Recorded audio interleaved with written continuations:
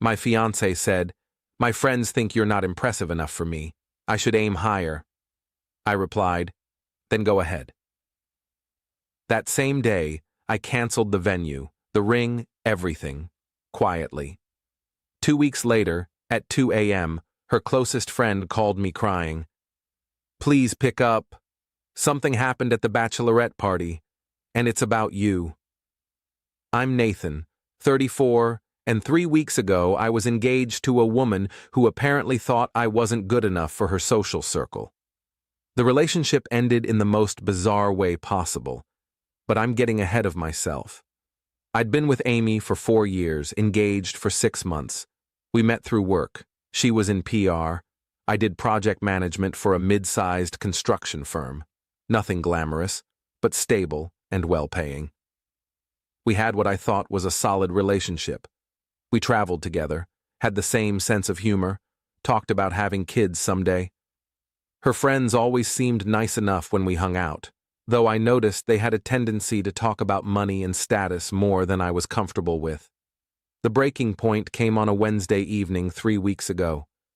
We were at her apartment having dinner. I'd picked up Thai food on my way over, and she seemed distracted, kept checking her phone, giving short answers to my questions. Finally, I asked what was wrong. "I had lunch with the girls today," she said, not looking up from her pad. "Thai, okay. How was it?" "They were asking about the wedding, about you." Something in her tone made me set down my fork. "What about me?" She sighed like I was making this difficult. "They were just asking questions. What you do, what your family's like, what kind of life we're going to have." And honestly, Nathan, they think I could do better, that I'm settling. I sat there for a second, processing that. "Your friends think you're settling by marrying me." They didn't say it like that exactly. They just think you're not as ambitious as you could be, that I should aim higher. And the more I think about it, maybe they have a point. A point about what? About whether we're really compatible long term. I mean, you're happy with where you are career-wise, but I want more. I want to travel first class, live in a nice neighborhood, send our kids to private schools. Can you provide that? I felt something cold settle in my chest. "I make good money, Amy. We've talked about our future. You've never said any of this was a problem before." "I know, but talking to the girls made me realize I've been, I don't know, not thinking big enough. They think I should be with someone more impressive, someone who makes them jealous, not someone who makes them ask, 'But what does he do exactly?' So your friends don't think I'm impressive enough, and now you agree with them." "I'm just being honest about my concerns." I nodded slowly. "Okay. Then go ahead and aim higher." She looked surprised. "What?" "If you think you can do better than me, go ahead and try. I'm not going to sit here and audition to be good enough for you or your friends. Either you want to marry me or you don't." "Nathan, don't be dramatic." "I'm not being dramatic. I'm being clear. You just told me I'm not impressive enough. You think you're settling. So don't settle. We're done." "Wait, you're breaking up with me over this?" "I'm trying to have an honest conversation." "No, you're telling me I'm not good enough while expecting me to somehow convince you otherwise. I'm not doing that. You can have the ring back tomorrow. I'll drop it off." I left, drove to my apartment and sat on my couch for about 2 hours in the dark, just processing what happened. Then I started making calls. First, the venue. Canceled, lost the deposit but didn't care. The caterer, canceled. The photographer, canceled. I'd paid for about 70% of the wedding expenses because Amy was saving for the honeymoon.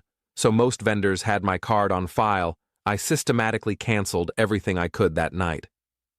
The next morning, I took the engagement ring, an $8,000 ring I'd saved for over a year to buy, back to the jeweler. They had a return policy within 90 days minus a restocking fee. I got about $6,500 back. Then I texted Amy, "Ring is returned. All wedding vendors I paid for are canceled. You're free to aim higher now." She called immediately. I didn't answer. She called 17 more times that day. I blocked her number. Update 1. The first week after the breakup was surreal. Amy tried to reach me through mutual friends, through social media, even showed up at my apartment once. I didn't answer the door. Our mutual friends were divided. Some thought I'd overreacted, others thought Amy had revealed her true colors and I'd dodged a bullet. What I didn't know was that Amy hadn't told anyone we'd broken up. She was still posting about wedding planning on social media, still talking to her friends about dress shopping. According to my friend Jake, who was friends with one of her bridesmaids, Amy was telling everyone I was going through something, and we were taking a short break. She wasn't accepting that the wedding was off. 2 weeks after the breakup, Amy's bachelorette party was scheduled for that weekend. I'd forgotten about it entirely until Jake mentioned it. The party was supposed to be in Nashville, a whole weekend thing with her 6 closest friends. I figured she'd cancel it once reality set in, but apparently she went through with it. At 2:47 a.m. on the Saturday night of her bachelorette party, I got a call from an unknown number. I almost didn't answer, but something made me pick up. Hello? Nathan? It's Jessica. Amy's maid of honor, crying so hard I could barely understand her. Jessica, what's wrong? I need to tell you something I can't. We can't let Amy do this to you. Oh my God, I feel so sick. Slow down. What are you talking about? The bachelorette party. We're in Nashville. Amy's been drinking all night and she told us everything. About why you broke up. About what she said to you. Okay? She told us her plan, Nathan. She's not accepting the breakup. She thinks if she just continues planning the wedding and shows up at the venue on the wedding date, you'll go through with it because you won't want to embarrass her in front of everyone. I sat up in bed. What? She rebooked everything.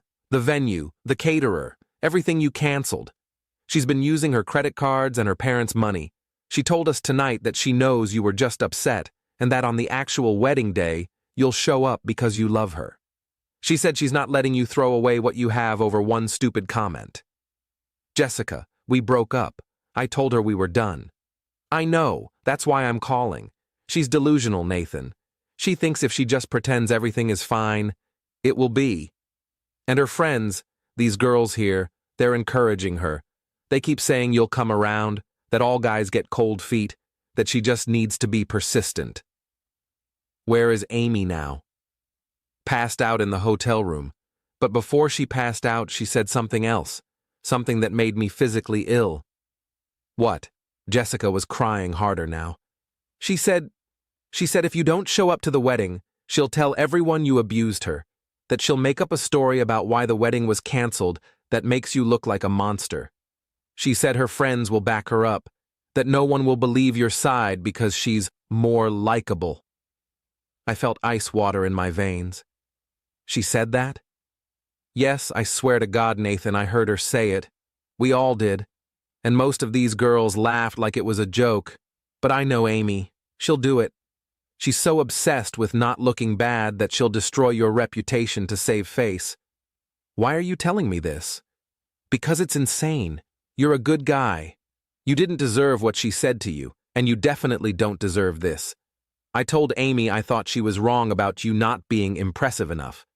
I told her she was being shallow and stupid, but she wouldn't listen. And now she's planning to either trap you into a wedding or ruin your life if you don't comply. I was quiet for a long moment. Are the other bridesmaids there with you? Yeah, most of them are asleep or drunk. But Melissa heard everything too. She's here with me. We both think you need to know. Can you record Amy saying this stuff, or get any of it in writing? I can try. She has our group text where she's been talking about the wedding like it's still happening. I can screenshot that. Do it. Send me everything. And Jessica, thank you for calling. I know that wasn't easy. After we hung up, I sat in bed staring at the ceiling trying to figure out what to do. 20 minutes later, my phone buzzed with screenshots. Amy's messages to her bridesmaids were unhinged. Nathan will come around. He's just being stubborn. He'll show up on the day because he won't want to humiliate me. And finally, If he doesn't show up, I'll just tell everyone he was controlling and I called it off. No one will blame me. Update 2. Sunday morning, I called a lawyer, explained the situation, showed him the screenshots Jessica had sent. He said while Amy hadn't technically done anything illegal yet, her threat to falsely accuse me of abuse could be considered defamation if she followed through. He advised me to document everything and prepare for the worst. I also called Amy's parents. Her dad picked up. "Mr. Patterson, it's Nathan. I need to talk to you about something serious." "Nathan. Amy said you two were working through some issues. Everything okay?" "No, sir. Everything is not okay. Amy and I broke up 3 weeks ago. I canceled our wedding, but apparently, she's been telling people we're still together, and she's rebooked everything." There was a long silence. "She said you were taking a break." "We're not taking a break. We're broken up. She told me I wasn't impressive enough for her and her friends. When I ended things, she refused to accept it. Now she's in Nashville telling her bridesmaids that if I don't show up to a wedding I didn't agree to, she'll falsely claim I abused her." Nathan, that's a serious accusation. I have proof. Her maid of honor called me last night. I have screenshots of Amy's messages. She's planning to either force me into this wedding or destroy my reputation. I wanted you to hear this from me before it escalates. Mr. Patterson asked me to send him the screenshots. I did. He said he'd call me back. He called back 2 hours later. I talked to Amy. She's not in a good place, Nathan. She admitted she's been in denial about the breakup. She swears she wouldn't actually make false accusations, that she was drunk and talking nonsense. With all due respect, sir, drunk words are sober thoughts. I can't trust that she won't go through with it. I understand. I'm going to get her home from Nashville today, and we're going to have a family conversation. I'm also going to make sure the wedding vendors are contacted and everything is definitively canceled. You have my word. Thank you. Nathan, for what it's worth, I think Amy made a terrible mistake. You've always been good to her. I'm sorry it ended this way. Update 3. Amy's parents did cancel everything and apparently staged some kind of intervention. Jessica texted me updates over the next few days. Amy was forced to tell her friends the truth, that we were broken up, that she'd sabotaged the relationship by telling me I wasn't good enough, and that her plan to wait me out had failed spectacularly. The friend group imploded. Jessica and Melissa both distanced themselves from Amy, disgusted by her behavior. The other bridesmaids apparently felt deceived and embarrassed that they'd been helping plan a wedding that wasn't happening. Amy's reputation in her social circle took a massive hit. 4 days after the Nashville incident, Amy sent me a long email. It was partly apologetic, partly defensive, and included a lot of excuses about how she'd been confused and influenced by the wrong people. She claimed she never would have actually accused me of abuse, that it was just drunk talk. She asked if we could meet for coffee to get closure. I didn't respond. A week later, I heard through Jake that Amy had started therapy. Her parents had apparently made it a condition of continuing to support her financially. I was glad she was getting help, but it wasn't my problem anymore. The weirdest part of all this was how many people reached out to tell me I'd done the right thing. Friends I hadn't talked to in years, even Amy's cousin, who I'd met maybe twice, sent messages saying they'd always thought Amy was too focused on appearances and status. It was validating, but also made me wonder how many people had been thinking that while we were together. Final update. It's been 2 months since the breakup. I'm doing well, all things considered.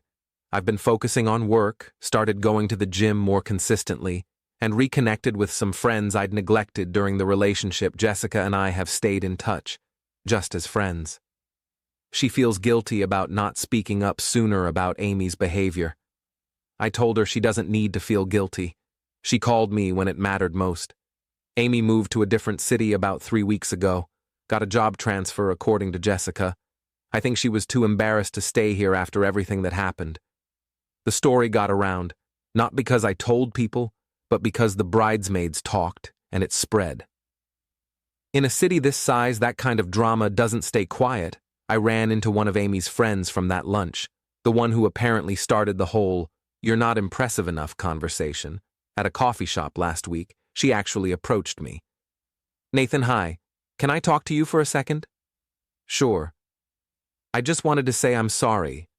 For what I said about you to Amy, I didn't think she'd actually take it seriously, and I definitely didn't think it would blow up like this." "What exactly did you say?" She looked uncomfortable. "I asked if you were really ambitious enough for her lifestyle. It was stupid and judgmental. I was projecting my own issues onto your relationship. Amy's always been a little insecure about how she measures up, and I think I fed into that. I feel terrible." "Did you know she was planning to go through with the wedding anyway?" "No, I swear I didn't know about that until after Nashville. When I found out what she said about making false accusations, I was horrified. That's not okay. No, it's not. For what it's worth, I think she really did love you. She just got it in her head that she needed to be with someone more flashy to prove something to people. It was never really about you." I nodded. "Thanks for apologizing. I appreciate it." She left, and I sat there with my coffee thinking about what she'd said. Amy loved me, but not enough to defend me to her friends, not enough to be proud of what we had instead of chasing some imaginary better option. That kind of love isn't enough. I'm not bitter anymore, just relieved. Relieved that I found out before the wedding. Relieved that Jessica called me that night. Relieved that I didn't waste more years with someone who saw me as a status symbol instead of a partner. The engagement ring money is sitting in a savings account. I'm not sure what I'll do with it yet. Maybe a trip somewhere I've always wanted to go. Maybe just let it sit there as a reminder that I made the right choice. Amy's parents sent me a card last week apologizing for everything and thanking me for handling it with maturity. That was unexpected, but nice. As for dating again, I'm not there yet, but I'm open to it eventually. Next time, I'll be more careful about someone's values, about whether they see me as enough, exactly as I am, without needing to be more impressive for their friends. I learned that the right person won't need to aim higher because they'll already know they hit the target.